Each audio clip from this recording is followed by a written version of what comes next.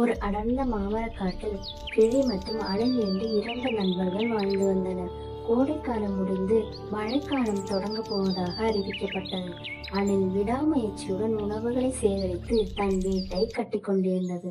கிளி அணிலை பார்த்து, நண்பா, நீ ஓய்வு எடுக்காமல் ஏன் இவ்வளவு வேகமாக வேலை செய்கிறாய்? மழை வர இன்னும் நிறைய நாட்கள் இருக்கிறது. வா, நாம் போய் விளையாட செல்லலாம்.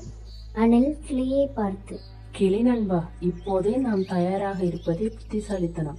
மழை திடீரென வரலாம், பாதுகாப்பாக இருந்தால் கவலை இல்லை.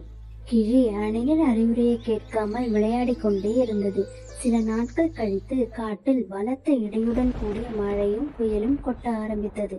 கிளி மழையில் நனைந்து கொண்டே நடுங்கிக் கொண்டே இருந்தது. கிளி நடுக்கத்துடன், ஐயோ, அண்ணா சொன்னது சரிதான். இவ்வளவு வேகமாக புயல் வரும் என்று நான் நினைக்கவில்லை. எங்கே போவது? அணில் தனது உறுதியான கூட்டில் இருந்து கிளியை பார்த்தது. அணில் கிளியை பார்த்து, கிளி நண்பா, பயப்படாதே, இங்கே வா. நீ என் கூட்டில் சிறிது நேரம் இருக்கலாம். அடுத்த முறை முக்கியமான வேலையை தள்ளி போடாதே. இக்கட்டான நேரத்திற்கு இப்போதே தயாராக இரு.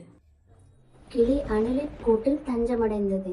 மழை நின்ற பின் கிளி தன் தவறை உணர்ந்து உடனே தனக்கு ஒரு புதிய கூட்டை கட்டத் தொடங்கியது.